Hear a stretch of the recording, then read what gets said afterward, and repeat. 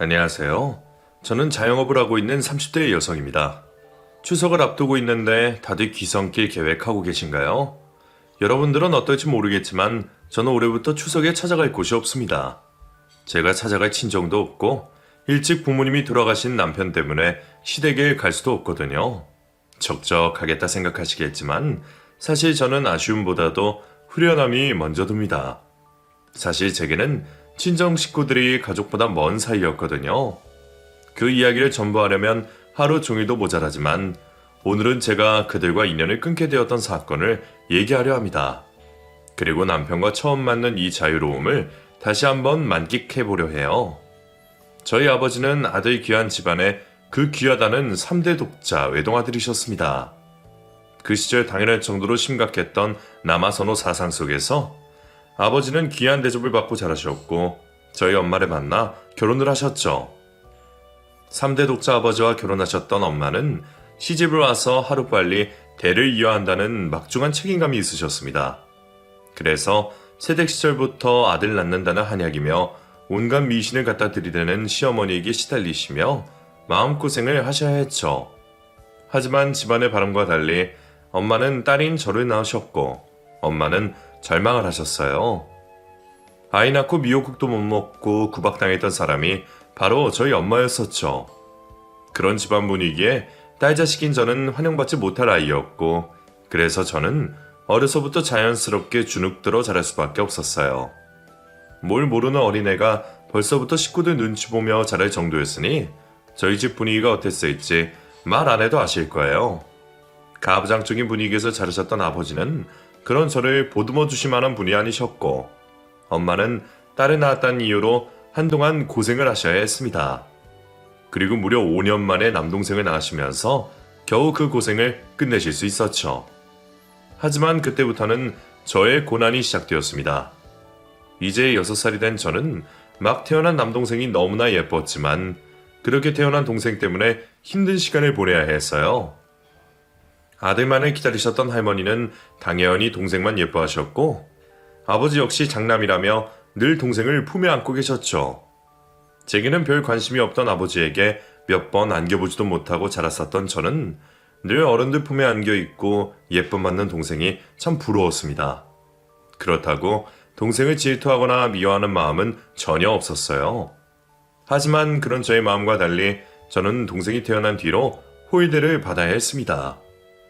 일밖에 모르던 아버지는 가정일에는 무관심하셨고 그러는 동안 엄마는 동생만 예뻐하셨거든요.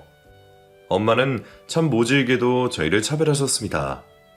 애초에 저와 동생은 밥 반찬부터 달랐고 동생 대신 제가 혼나는 게 일상이었어요.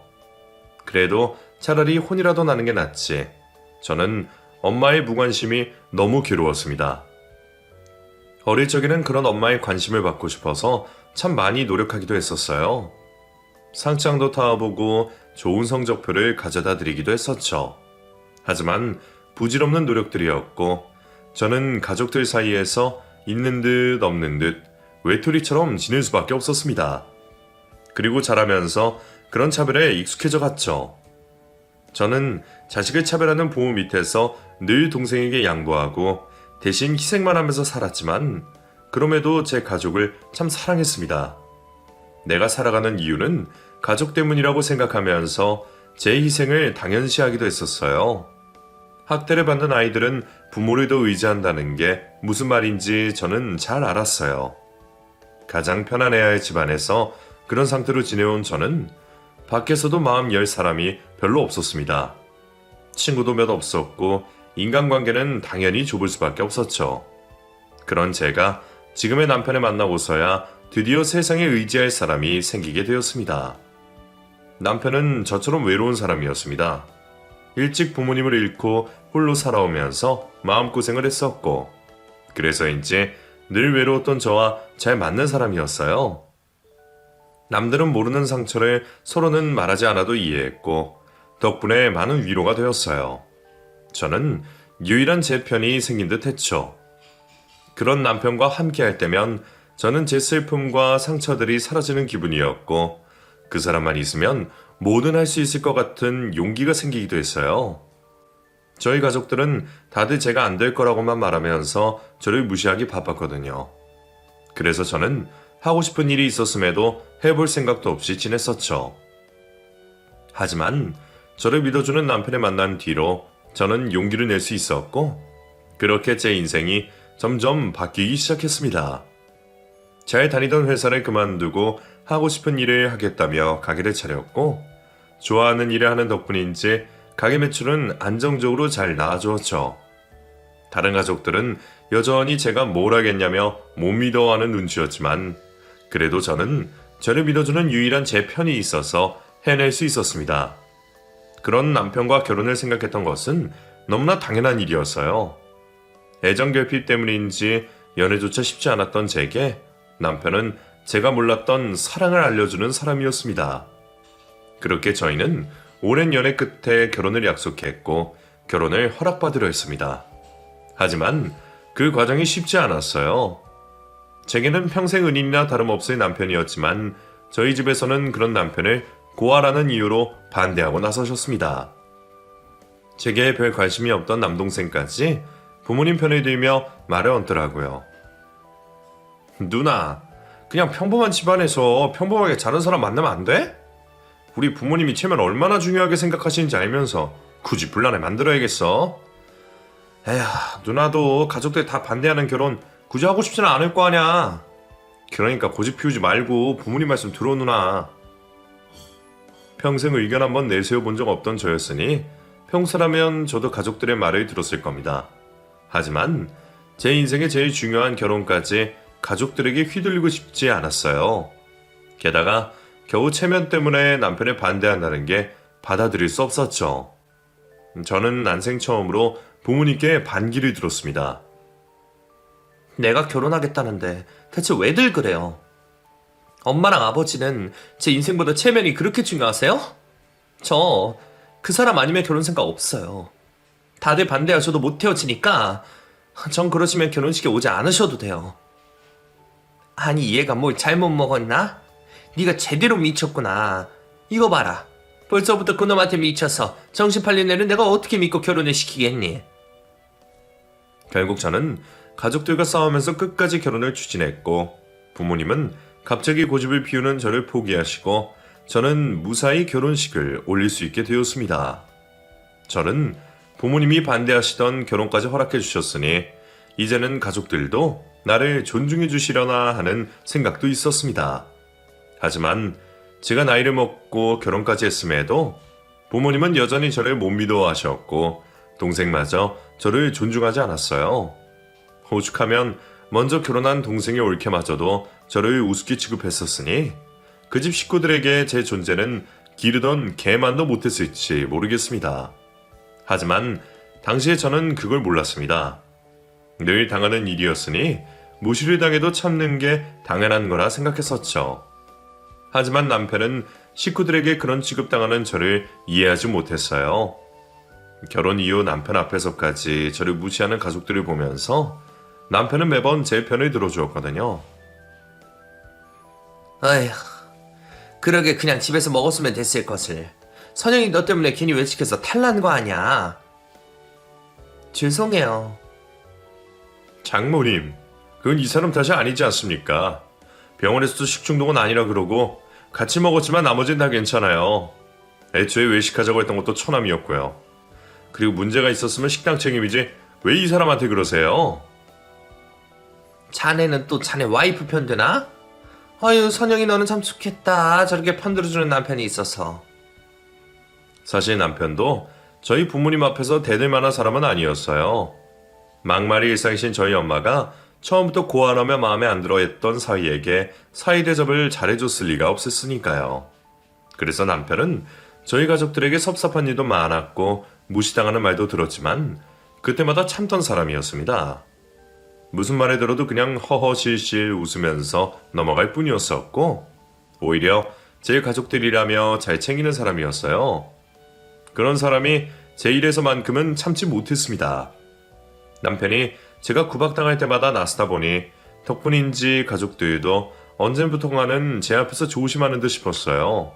하지만 그때뿐이었지 수십 년 이어진 무시가 금세 없어지지는 않았습니다. 제가 가족들에게 아낌없이 베풀고 노력하는데도 친정 식구들은 정작 제가 힘들 때는 돕는 법이 없었어요. 가게에 문제가 생겨서 잠깐 도움을 청하려 할 때에도 친정 부모님은 물론이고 동생 내외까지 저를 남보다 못한 듯 대했으니까요. 진영아, 누나가 급해서 그런데 한 200만 원만 빌려주면 안 될까? 다음 달에 바로 갚을 수 있어. 일이 좀 꼬여서.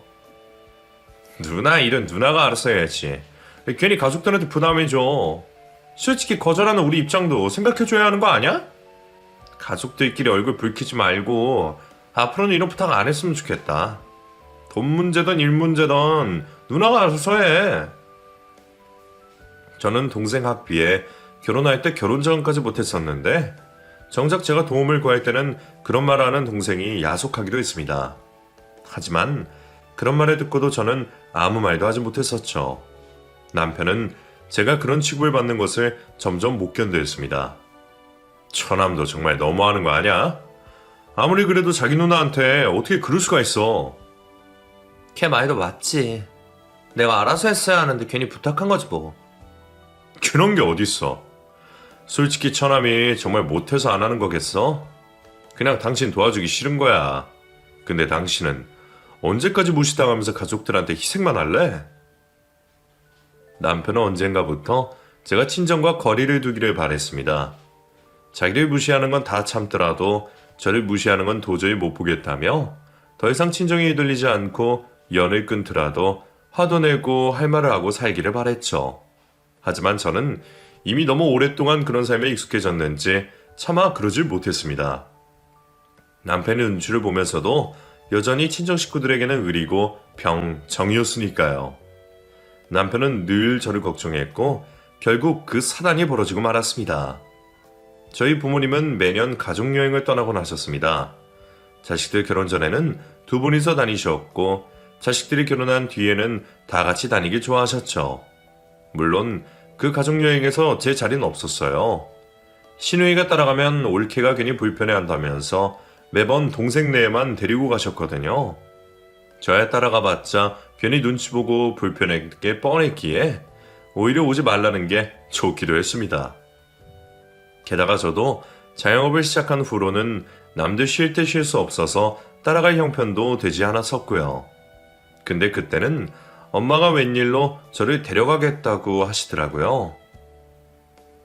코로나 때문에 해외여행도 못 가고 그래서 국내 여행이라도 좀 갈까 하는데 운전할 사람이 없지 뭐야? 네 아버지는 발이 불편하고 엄마 면허가 없잖니. 진영이랑 올케도 면허 있다면서.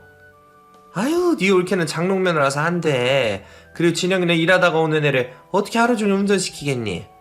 한 번 가는 데만 몇 시간이나 하는데 피곤해서 안 돼. 그러니까 네가 가게 닫고 따라가서 운전 좀 해라. 그래도 네가 운전은 잘하잖아. 여태 사고 한 번 없었고. 안 그러냐? 결국 엄마는 동생을 아낀다는 이유로 저를 데려가라 하셨던 거였어요. 이유가 기가 막혔지만 저는 엄마의 부탁을 거절하지 못했습니다.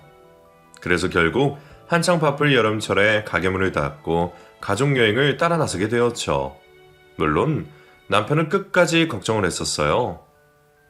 당신 거기 가봤자 제대로 쉬지도 못하고 운전만 해야 할 텐데 게다가 나도 같이 못 가는데 혼자서 어떻게 하려고. 그래도 엄마가 부탁하니까 어쩔 수 없잖아. 어차피 운전만 하는 건데 뭐 별일 있겠어? 피곤하면 나는 숙소에서 쉬면 되겠지 뭐. 오히려 당신이 같이 가면 당신까지 고생이 있지.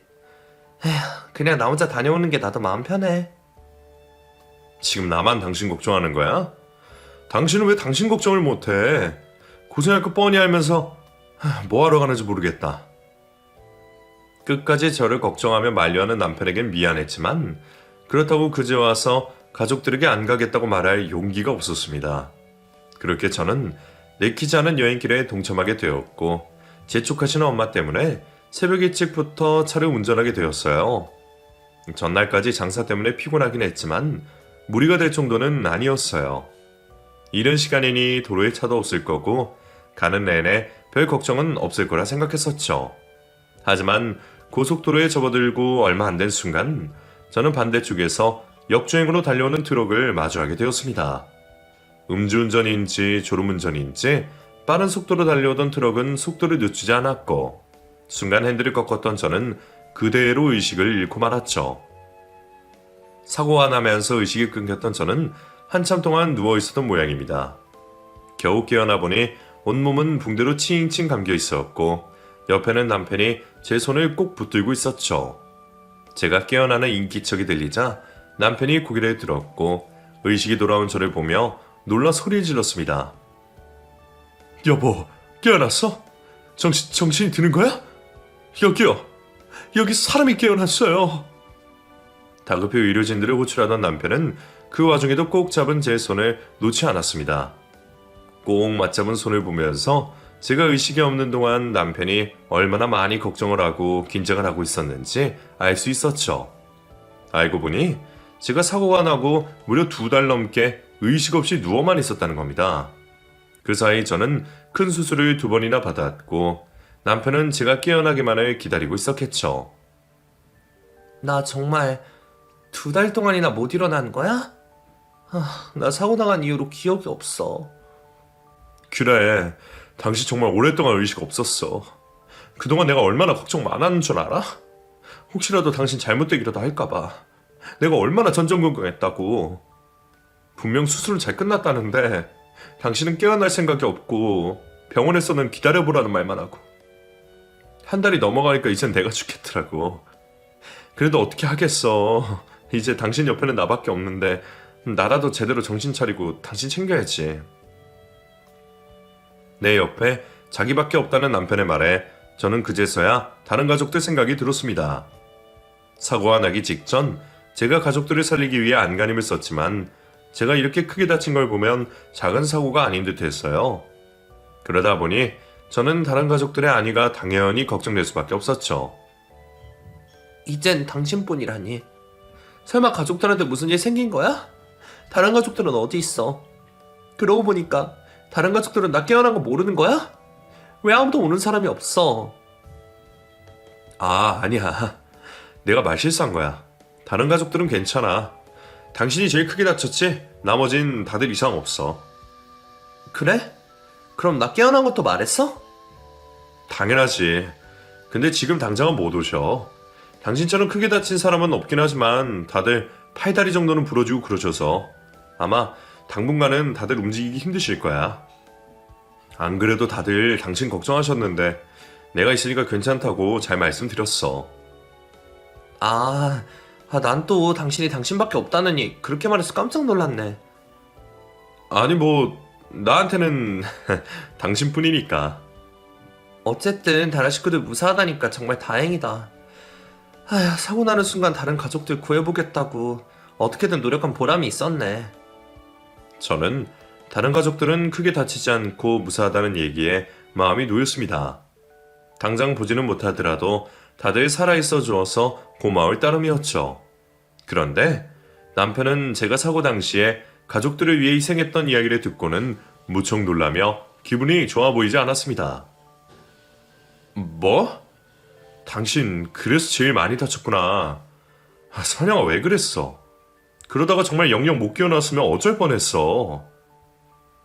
그때는 길게 생각하고 말고 할 겨를도 없었어. 그냥 운전석 장원 입장에서 어떻게든 사고를 줄여야 하니까. 당신 화났어? 나 걱정 많이 했구나. 미안해. 당신 앞으로는 그러지 마. 왜 매번 당신만 희생하려고 그래? 남편은 화가 나 보였지만 제 앞에서 차마 내색을 하지 못하는 듯 했습니다.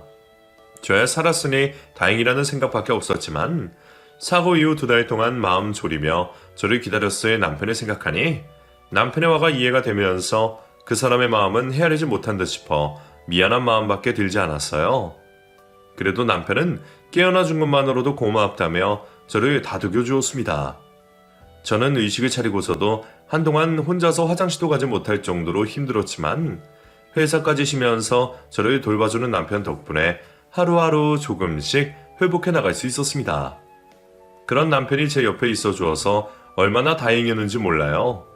그런데 제 남편이 저를 걱정하며 제 곁에 있는 동안 여전히 연락 한 번 없는 다른 가족들 때문에 저는 왠지 마음이 복잡해졌습니다. 다들 어떤 상태인지는 모르겠지만 소식이 너무 없는 게 제 입장에서는 이상했어요. 남편 말로는 저처럼 크게 다친 사람은 없다는데 그럼 부모님은 그렇다 치더라도 동생 내외한테서도 전화 한 통이 없다니. 혹시 남편 말과 달리 무슨 일이 있는 건 아닐까 싶은 생각이 들더라고요. 이상한 생각에 남편에게 다시 물어도 보았지만 남편은 여전히 별말이 없었습니다. 여보, 근데 정말 식구들 괜찮은 거 맞지?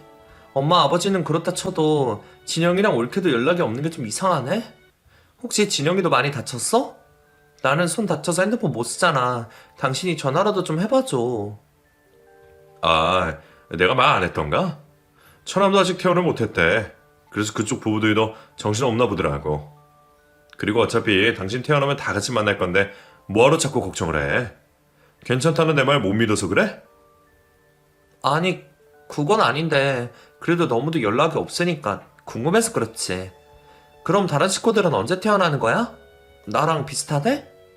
뭐 쟤도 해야 하고 그렇겠지? 교통사고는 원래 후유증이 무섭다잖아. 그러니까 당신도 다른 거 신경 쓰지 말고 회복이나 잘하자.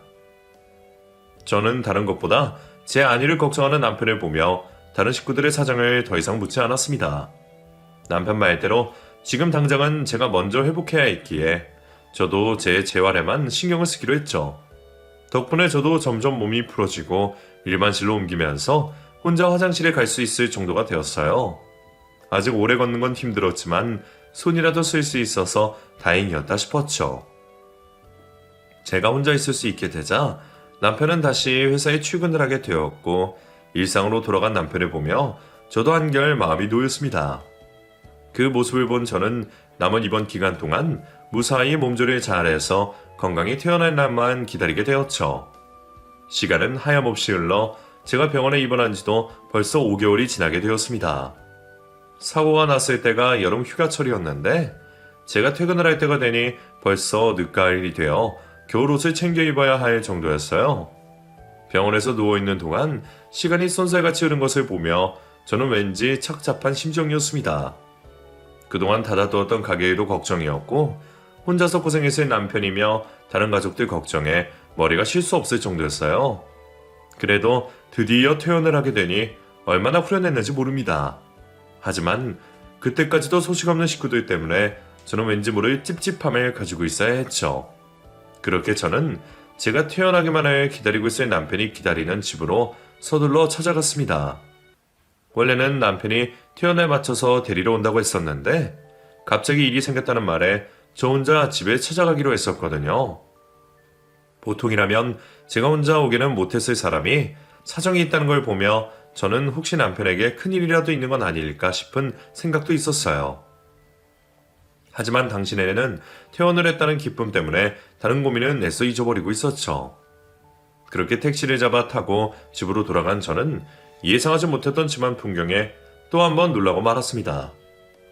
남편이 정장 차림에 한쪽 팔에는 장례식에서 볼 법한 띠를 두르고 소파에 멍하니 있는 게 아니겠어요.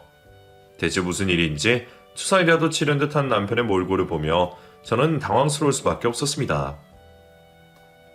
여보, 나왔어. 근데 당신 그게 무슨 차림이야? 어디 장례식이라도 다녀온 거야? 이상한 듯 묻는 제 물음에 남편은 말을 고르는 듯 보였습니다. 그러다 한참을 고민하다 시작하는 남편의 얘기에 저는 그 자리에 주저앉을 수밖에 없었죠. 사실 나 장례식에 다녀오는 길이야. 그래서 당신 데리러 못 갔던 거야. 그게 무슨 말이야? 누구 장례식? 근데 왜 당신이 완장을 차고 있어? 여보, 충격받지 말고 잘 들어. 장모님 장인어른 다 돌아가셨어. 뭐라고? 그게 무슨 말이야? 당신 장모님 장인어른이면 우리 부모님 말이야? 우리 부모님이 돌아가셨다고? 내가 당신한테는 못했던 말이 있어. 당신 앞에서 누워있는데 괜히 충격받을까봐 말을 못했었는데 사실 장인어른이나 장모님 상태가 많이 좋지 못했어. 그래도 다행히 두 분 다 의식이 있으셨고 깨어나셨는데 나이가 있어서 그런지 금방 다시 안 좋아지시더라고. 제가 누워있던 사이 부모님의 상태가 나빠졌다는 남편의 말을 들으면서도 저는 믿을 수가 없었습니다. 분명 제가 물어볼 때만 하더라도 별일이 아닌 듯 대수롭지 않게 걱정하지 말라던 남편이 이제 와서 무슨 말을 하는지 모르겠더라고요. 그게 무슨 말이야. 당신이 분명 괜찮다며. 다른 가족들 걱정할 필요 없다며. 근데 돌아가셨다니. 여보, 설마 지금 나한테 장난치는 거야? 미안해. 그때는 나도 당신 걱정밖에 할 수가 없어서 병원에서도 안정이 중요하다고 그러는데 그런 소식 전하면 당신마저 잘못될까봐 차마 말할 수 없었어. 당신 태어나고 좋아지면 말하려고 그랬는데 그 사이에 그만. 제게 미안해하며 담담히 사정을 전하는 남편의 말을 들으면서도 저는 부모님이 돌아가셨다는 상황이 이해되지 않았습니다. 사고 직후 깨어나면서도 왜 당연히 살아계셨을 거라 생각했는지 사실 저도 내심 불안감이 계속 들긴 했었어요. 제가 죽다 깨어날 정도로 크게 다친 사고였었는데 아무리 무사하셨다고 하더라도 고령이신 부모님이 멀쩡하게 계실 거라는 생각은 아니란 생각이었습니다. 게다가 아무리 다쳤더라도 동생 내외까지 저한테 병문안 한번 오지 않고 소식을 궁금해하지 않을 수가 있는지 그제서야 저는 뭔가 이상했다고 생각하게 되었죠. 그럼 당신 말대로 다들 괜찮아서 연락이 없던 게 아니라 상황이 심각해서 그랬던 거야? 부모님은 누워 계시고 진영이랑 옳게는 부모님 챙기느라고? 미안해 여보. 근데 나로서는 조용히 있는 게 최선이었어. 당신한테 알린다고 해서 당신이 그 몸으로 장인 장모님한테 갈 수 있는 것도 아니고 그리고 아마 당신이 왔더라도 좋을 건 없었을 거야. 그럼 돌아가셨을 때라도 말해줬어야지. 어떻게 우리 부모님 장례식을 치르면서까지 말을 안 할 수가 있어. 부모님 장례에 자식이 못 가는 게 말이 돼? 그럼 우리 부모님 어디 계신데? 나라고 부르기 싫었겠어? 근데 처남이 난리를 치는데 어떡해. 처남은 사고가 당신 탓이라고 생각해. 장모님이랑 장인어른 누워 계실 때에도 얼마나 당신 원망을 했었는데 그래서 그런지 당신한테 장례 치른다는 말도 하지 말라 그러더라. 나도 괜히 당신 욕먹는 걸 보고 싶지 않았고. 그럼 납골당은 어딘데? 내가 보지도 않고 부모님 돌아가셨다는 걸 어떻게 믿어? 그건 나도 몰라. 나도 장례식장까지만 있다가 온 거야. 처남이 발인은 못 따라오게 하더라고. 납골당 어디 모실 건지도 말 안 해주고 아마 지금 연락해도 안 받을 거야. 그건 내가 차차 알아봐 줄 테니까 당분간은 좀 쉬자. 당신 퇴원했다고 해도 완전히 회복된 것도 아니잖아. 남편은 여전히 무책임한 듯 모른다는 소리만 하고 있었지만 딱히 남편에게 원망스러운 마음이 들진 않았습니다. 탓을 하자면 동생에게 그런 대우를 받는 제 탓이었고 그 와중에도 제 탓만 하는 동생 탓일 겁니다. 솔직히 억울했습니다. 아무리 애정으로 가득한 가족이었지만 제가 가족들을 생각하는 마음은 언제나 진심이었고 늘 사랑한다 생각했는데 그들을 살리려 노력했던 제 마음은 몰라준 채 사고가 내 탓이라며 부모님 장례식에도 부르지 않은 남동생에게 저는 무슨 존재일까 싶었죠. 부모님께서도 돌아가시면서 제 탓을 하셨을까 생각을 하니 저는 마치 가슴이 찢어지는 기분이었습니다. 남편은 괴로워하는 제 얼굴을 보며 조심스럽게 입을 열었습니다. 여전히 저를 걱정해주고 이해해주는 것은 제 남편밖에 없었지만 그때는 남편에게 차마 고맙다는 말을 할 수도 없었어요. 여보, 많이 속상해? 근데 차라리 잘 됐어. 솔직히 당신도 그동안 처가 식구들 때문에 많이 힘들었잖아. 그동안은 당신이 먼저 모지게 끊어내지 못했지만 이제는 처남이 먼저 연끝 차는데 오히려 잘 된 거지. 당신도 죽다 깨어났는데 이젠 좀 이기적으로 살아야지. 그리고 당신한테는 내가 있잖아. 그러니까 당신도 이제 나만 보고 살면 안 될까? 생각해보면 남편의 말이 옳은 소리였습니다. 제가 언제라고 그 집에서 사람 대우를 받았을까요?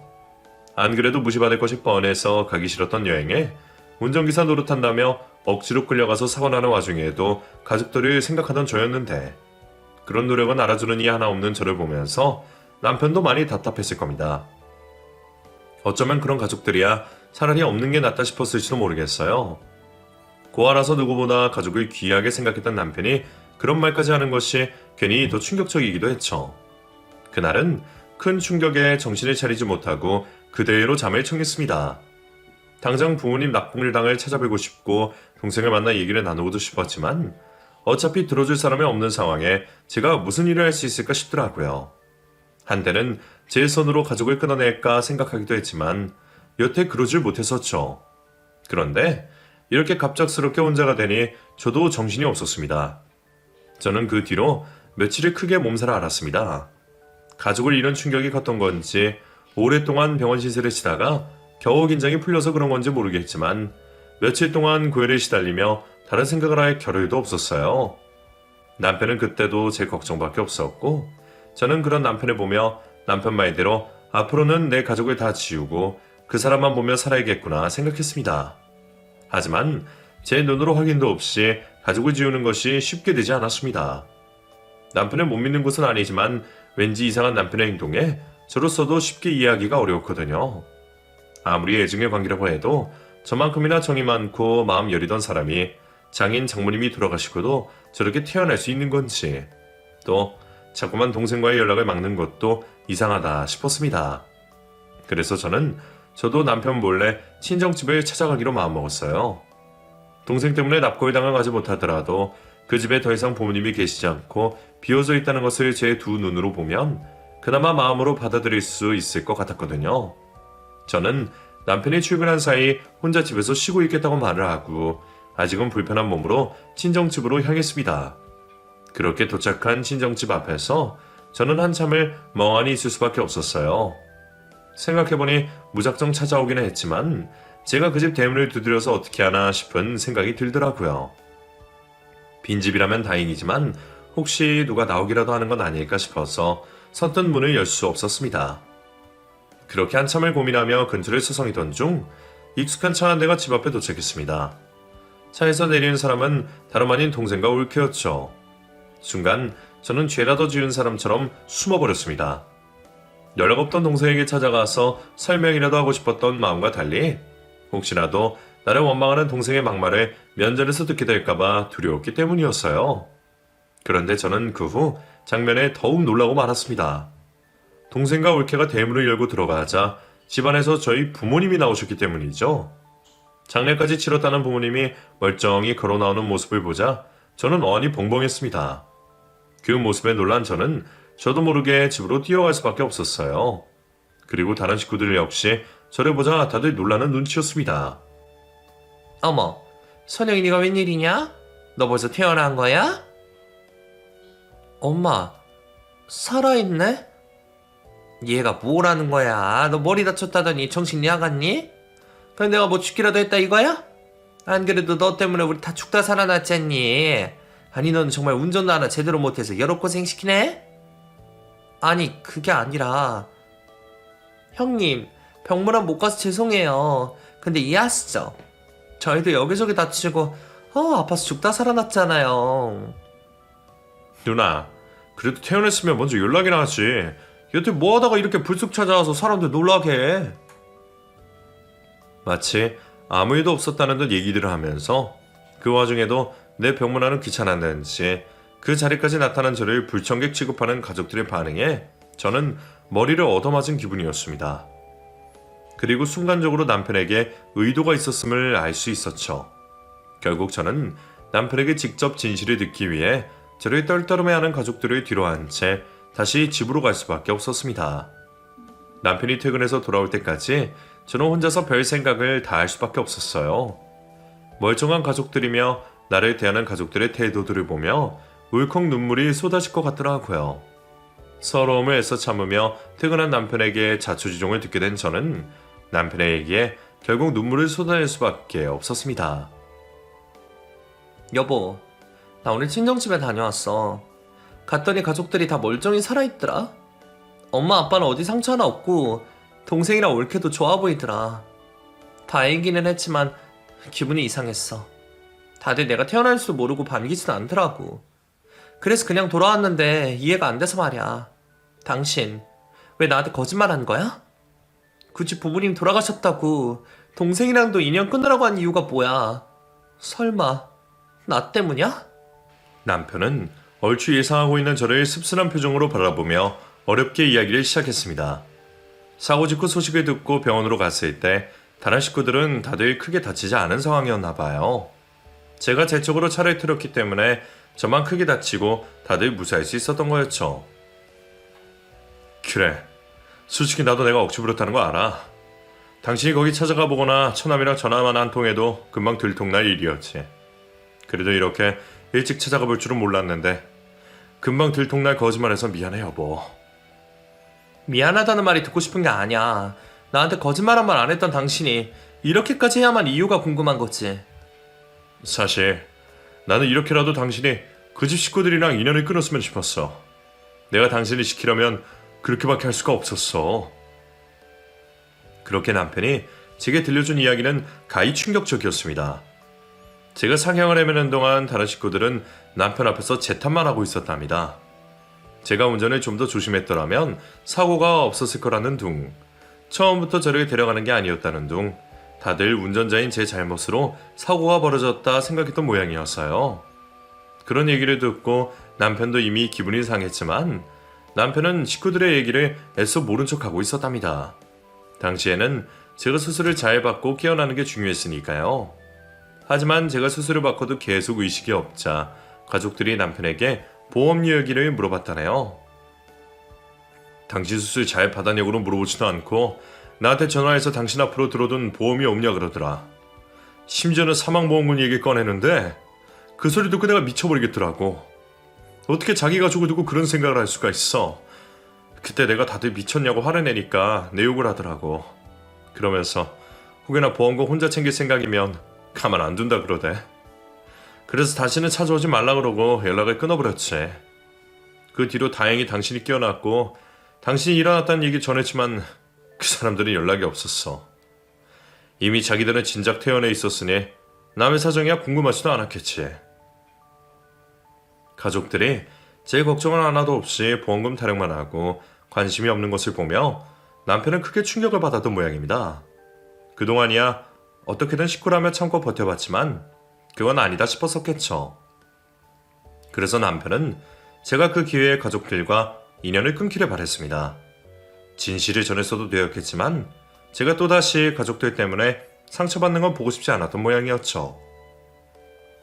그래서 제게 사실을 설명하지 않고도 연을 끊을 수 있는 방법을 고민했고, 그래서 그런 말도 안 되는 거짓말까지 하면서 저를 속일 수밖에 없었습니다. 저를 위해 그렇게까지 해야 했을 남편을 생각하니 제 가슴이 무너지는 기분이었어요. 여보, 나 당신이 이제 나만 보고 살았으면 좋겠다고 했던 말 정말 진심이야. 솔직히 부모도 없는 내가 남의 천년 끊으라 하는 게 우스운 얘기인 거 알지만 그래도 나는 이제 당신이 고통받는 거 더는 못 보겠어. 어차피 그 사람들 당신 안중에도 없어. 솔직히 당신이랑 피만 섞이지 않았더라면 내가 찾아가서 뒤집어 엎었을 거야. 그나마 당신 때문에 나도 그 사람들 참은 거라고. 근데 이제는 당신도 포기해야 하지 않겠어? 언제까지고 그 집 식구들한테 이끌려 다닐 수 없잖아. 나 혼자서 모자랄지 모르지만 내가 잘할게. 그러니까 이제 나랑 행복해지자. 여보, 당신이 이렇게까지 하게 만들어서 미안해. 내가 바보 같아서 당신까지 힘들게 했구나. 정말 미안해. 저는 그 뒤에도 남편에게 별말을 하지 않았습니다. 대신 남편 말대로 하겠다고 약속을 했죠. 제가 30여 년을 아무리 바보같이 살았더라도 저를 위하는 남편의 말까지 모른 척할 수는 없었어요. 그리고 저도 죽다 살아나서 그런지 왠지 마음가짐이 새로워지더라고요. 어렵게 다시 얻은 인생, 이제라도 오롯이 제 삶을 살고 싶다는 생각을 하며 저는 제 부모와 가족을 지우기로 결정했습니다. 그렇게 저희는 곧장 이사갈 집을 알아보고 가게도 정리하며 친정과 연관된 것들을 하나씩 정리해 갔습니다. 어차피 그 사람들이랴 자기들 아쉬울 때만 찾는 사람들이니 제가 사라져버리면 다시 만나지 않을 테니까요. 그렇게 저희는 새로운 곳에서 새로운 마음으로 둥지를 틀었고 그곳에서 새 출발을 하기로 마음먹었습니다. 저는 낯선 동네에서 다시 가게를 열게 되었고 새로운 마음처럼 몸도 완전히 회복할 수 있었습니다. 새로운 마음 덕분인지 새로 시작한 곳에서 저희는 행운을 마주했습니다. 마지막 기회에 시세보다 저렴하게 구매했던 집값이 더 올랐고 새로 오픈한 가게도 금세 자리를 잡을 수 있었죠. 그리고 결혼하고 소식 없던 아이까지 감사히 찾아와 주었습니다. 덕분에 올해는 제게 무엇보다 행복한 한 해였어요. 그런 것도 가족이라고 끊지 못해 평생 붙들고 살았었는데 그들과 멀어지니 이제서야 제 인생이 보이는 기분입니다. 앞으로도 저는 남편을 바라보며 열심히 살 것이고 제 아이와 가족을 위해서라도 다시 돌아갈 일은 없을 겁니다. 그럼 이제라도 정신 차린 저를 응원해 주시기를 바라며 이야기를 마치겠습니다. 감사합니다.